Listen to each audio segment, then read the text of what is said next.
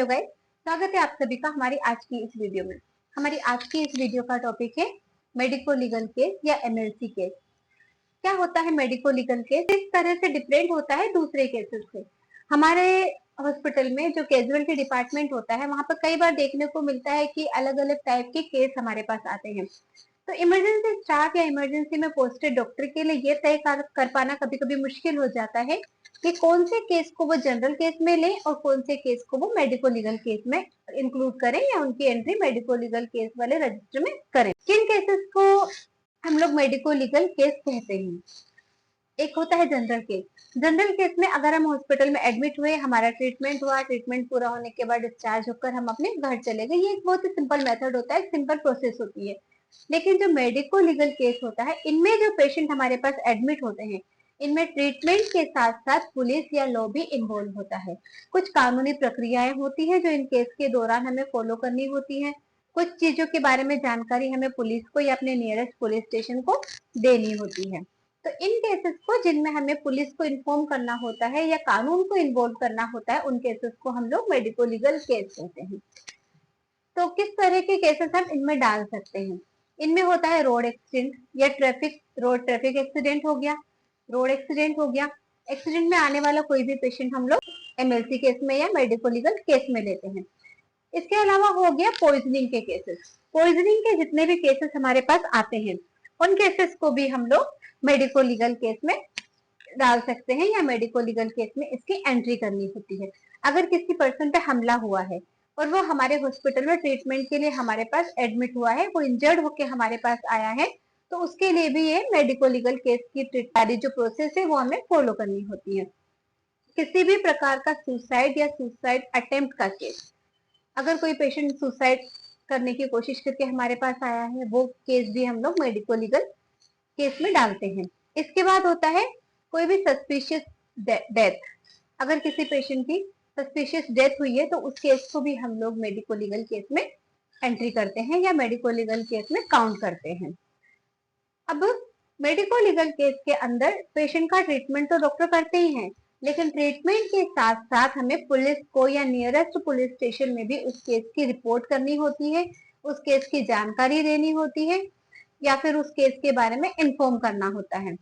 इस केस के अंदर डॉक्यूमेंटेशन जो होता है, जो हम रिपोर्ट तैयार करते हैं या जो पेशेंट का डॉक्यूमेंटेशन करते हैं, वो बहुत ही मायने रखता है और बहुत ही वैल्यूबल इस केस के लिए ये चीजें होती है। साथ ही जो एविडेंस हमें मिलते हैं, वो एविडेंस हमें कलेक्ट करके कॉन्फिडेंशियलिटी के साथ अपने पास रखना होता है, ताकि जरूरत पड़ने पर वो एविडेंस पुलिस के और पेशेंट को न्याय दिलाने के लिए काम में आ सके। एविडेंस में कुछ भी चीजें हो सकती है, जैसे पेशेंट के कपड़े हो गए या पेशेंट का ब्लड सैंपल जो हमने लिया है या पेशेंट की रिपोर्ट जो हमारे पास है या जो हमने बनाई है। इसके अलावा बहुत ही सिंपली तरीके से आज मैं आपको बताऊंगी कि किन केसेस को हम लोग मेडिको लीगल केस में रख सकते हैं।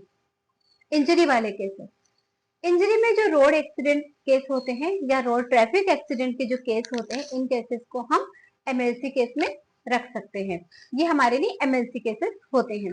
फिर होता है असोल्ट के केसेस। अगर किसी के साथ असोल्ट हुआ है, वो पेशेंट हमारे पास आया है, तो अगर इंजर्ड होके हमारे पास आया है असोल्ट के केस में पेशेंट, तो हमें उसके ट्रीटमेंट के साथ साथ उसके लिए मेडिकल ट्रीटमेंट के साथ साथ पुलिस कार्रवाई भी करवानी होती है। वो पेशेंट भी हमारे लिए मेडिको लीगल केस में जाता है। इसके अलावा होते हैं पॉइजनिंग वाले केसेस। पॉइजनिंग में कुछ भी हो सकता है, जैसे होमिसाइड, सुसाइड अटेम्प्ट या फिर किसी भी ड्रग का ओवरडोज, चाहे वो पेशेंट ने जानकर लिया हो या अनजाने में किसी ड्रग का ओवरडोज किसी ने ले लिया हो, या उसको नॉलेज नहीं थी कि इसको लेने से कुछ हार्म हो सकता है, या नहीं समझ थी उसको कि इसको लेना चाहिए या नहीं लेना चाहिए, लेकिन वो ओवरडोज उसका हो गया है, तो वो पेशेंट को भी हम लोग एमएलसी पेशेंट या एमएलसी केस में डाल सकते हैं। इसके बाद होता है होमिसाइड पॉइजनिंग के केसेस। होमिसाइड पॉइजनिंग के केसेस को भी हम लोग एमएलसी केस में डालते हैं।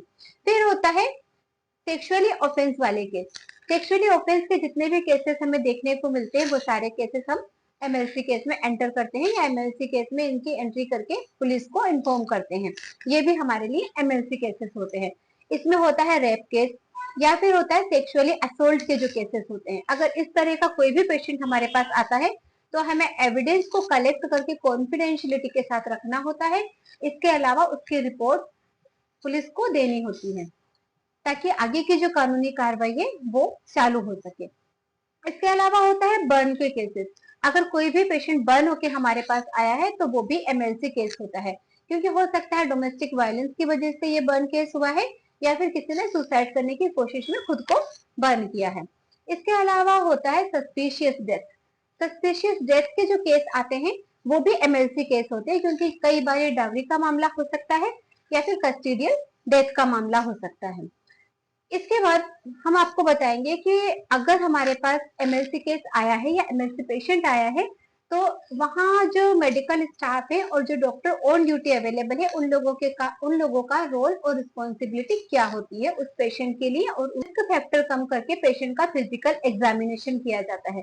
फिजिकल एग्जामिनेशन पेशेंट को पूरी तरीके से चेक करके किया जाता है कि उसे कहाँ इंजरी है, कितनी इंजरी है, किस परसेंटेज पे उसको बर्न हुआ है या कितना डीप उसको वुंड है। सारी इंजरी को देखकर चेक करके पेशेंट की रिपोर्ट में नोट डाउन करना होता है। हर एक चीज को डिटेल में और क्लियर लैंग्वेज में लिखना होता है। ओवर राइटिंग कहीं पर भी इसमें मान्य नहीं होती है, इसलिए स्टाफ को ये कोशिश करना चाहिए कि जब पेशेंट की वो एमएलसी रिपोर्ट तैयार कर रहे हैं तो वहां कहीं भी ओवर राइटिंग ना किया गया हो। इसके अलावा इमीडिएटली पेशेंट का ट्रीटमेंट स्टार्ट करना चाहिए। एमएलसी केस में पेशेंट को तुरंत ट्रीटमेंट भी मिलना चाहिए ताकि हम उसकी जो कंडीशन है उसको हम इम्प्रूव कर सके, या पेशेंट को अगर बहुत दर्द में है पेशेंट तो उसको हम लोग राहत दिला सकें। इसके बाद होता है डॉक्यूमेंटेशन। डॉक्यूमेंटेशन एमएलसी केस में बहुत ही ज्यादा इंपॉर्टेंट होता है और बहुत इंपॉर्टेंट रोल प्ले करता है, क्योंकि कभी होता है कि अगर रोड एक्सीडेंट हुआ है, कोई भी गवाही देने के लिए नहीं है या कोई एविडेंस नहीं है, उन केसेस में जो हमारी मेडिकल रिपोर्ट है वो एक मेन एविडेंस का रोल प्ले करती है या मेन एविडेंस का रोल निभाती है। उन केसेस में जो हमारे द्वारा तैयार की गई रिपोर्ट है, जो हम फिजिकल पेशेंट को चेक करके और ट्रीटमेंट वगैरह करके जो हम तैयार करते हैं, वो रिपोर्ट मेन एविडेंस मानी जाती है। तो जो पेशेंट की रिपोर्ट है उसको हमें बहुत ही अच्छे से, बहुत ही साफ सुथरे लैंग्वेज में तैयार करना चाहिए विदाउट ओवर राइटिंग किए। इसके अलावा हमारे इमरजेंसी डिपार्टमेंट में हमेशा एक मेडिको लीगल रजिस्टर बना हुआ होता है। मेडिको लीगल रजिस्टर में हमें हमेशा एमएलसी पेशेंट या मेडिको लीगल केसेस की एंट्री करनी होती है और पुलिस को इन्फॉर्म करना भी बहुत जरूरी होता है। इसके बाद होता है एविडेंस को संभाल कर रखना या संभाल कर प्रिजर्व करना। जो भी एविडेंस हमें पेशेंट के पास से मिलते हैं, पेशेंट के कपड़े हो गए या और कोई चीज जो एक्सीडेंट के दौरान या हमारे पास लाए जाने पर पेशेंट के पास से हमें मिलती है, या कोई ऐसी चीज जो कॉन्फिडेंशियलिटी से पेशेंट ने संभाल कर रखा हो, वो हमें कलेक्ट करके, हमें भी उसको कॉन्फिडेंशियलिटी से ही कलेक्ट करके प्रिजर्व करके रखना होता है। पेशेंट का ब्लड सैंपल भी हो सकता है, एविडेंस के तौर पे हमारे काम आ सकता है, इसलिए हमें वो उसको भी प्रिजर्व करके रखना होता है। ब्लड इन्वेस्टिगेशन की जो रिपोर्ट है वो भी हमें पेशेंट की कलेक्ट करके रखनी होती है। इसके अलावा जो मेन प्रोसेस इसमें होती है वो होता है कि सारी चीजों को कलेक्ट करने के बाद पेशेंट की रिपोर्ट बनाने के बाद में पेशेंट की रिपोर्ट और पेशेंट की जो भी जानकारी हमें मिलती है उसे हमें कॉन्फिडेंशियल रखना होता है। वो जो रिपोर्ट बना रहा है उसके और पुलिस के अलावा किसी थर्ड पर्सन को हमें बताने की अथॉरिटी नहीं होती है। तो पेशेंट की जो भी चीजें हमने कलेक्ट की है वो हमारे लिए कॉन्फिडेंशियलिटी के साथ प्रिजर्व करके रखने के लिए होती है। इसके अलावा कभी कभी जो हमने रिपोर्ट बनाई है उसकी गवाही देने के लिए डॉक्टर को या अपनी रिपोर्ट को प्रूव करने के लिए अपनी रिपोर्ट को लेकर कोर्ट में भी पेश होना पड़ सकता है। फिर जो बहुत इंपॉर्टेंट चीजें है उसमें यह होता है कि जो भी ट्रीटमेंट होता है वो एमएलसी केस में इम्पोर्टेंट है कि ट्रीटमेंट की पूरी डिटेल पेशेंट की रिपोर्ट के साथ हमें नोट डाउन करनी होती है या पेशेंट की रिपोर्ट के साथ उसको लिखना होता है। अब क्या रीजन है कि एमएलसी हमें करवानी होती है? क्योंकि पेशेंट का ट्रीटमेंट तो उससे मिल ही रहा है। पेशेंट अगर हॉस्पिटल में एडमिट हुआ है तो ट्रीटमेंट स्टार्ट हो चुका होता है, पेशेंट को ट्रीटमेंट मिल रहा होता है। फिर एमएलसी की आवश्यकता क्यों पड़ती है? एमएलसी की जो मेन आवश्यकता होती है वो इसलिए होती है कि इन केसेस में जो भी कल्प्रिट है उसको हम लोग सजा दिलवाने में पेशेंट की मदद कर सके और जो विक्टिम है उसे न्याय दिलाने में उसकी हेल्प कर सके। हमें हमेशा पुलिस को जानकारी देनी होती है और जो भी हमने एविडेंस कलेक्ट किए हैं वो पुलिस को देने होते हैं ताकि जो विक्टिम है उसे न्याय मिलने में हेल्प हो सके। इसके अलावा आजकल जो मेडिको लीगल केसेस है उनकी एंट्री करना हॉस्पिटल में बहुत इंपॉर्टेंट माना जाता है। उनका रिकॉर्ड और रिपोर्टिंग मेंटेनेंस के ऊपर बहुत ध्यान दिया जाता है ताकि जो भी चीजें हैं हम कलेक्ट करके पुलिस तक पहुंचा सके, ताकि इन केसों को पुलिस जल्दी से जल्दी सॉल्व कर सके।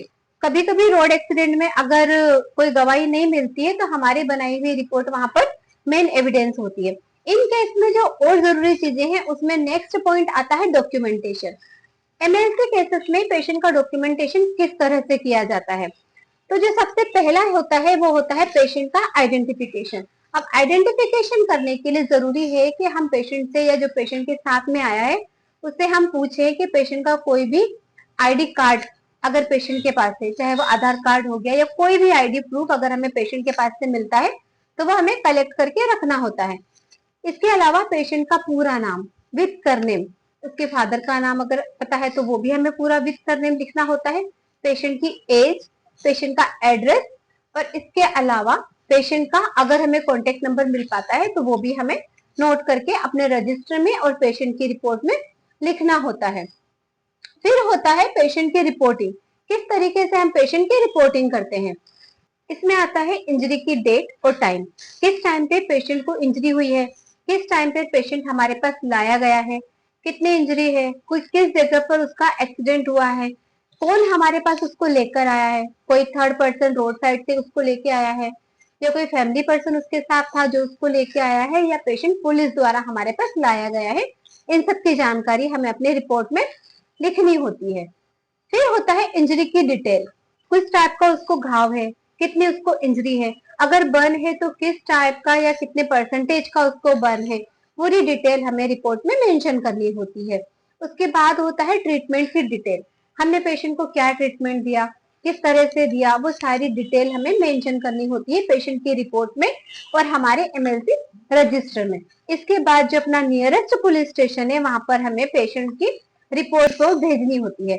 जो रिपोर्ट हमने बनाई है उसकी जो ओरिजिनल कॉपी होती है वो पुलिस स्टेशन जाती है और उसकी एक फोटोकॉपी हमारी पेशेंट की फाइल में भी हम लोग संभाल कर रख सकते हैं। पुलिस को इन्फॉर्म हम लोग हॉस्पिटल के थ्रू करना होता है। इसके बाद में होता है कंसेंट लेना।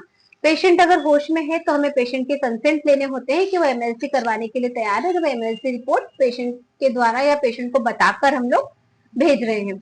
इसके अलावा अगर पेशेंट होश में नहीं है, अगर उसके रिलेटिव या कोई फैमिली मेंबर वहां पर है तो हमें कंसेंट उनसे लेने की आवश्यकता होती है।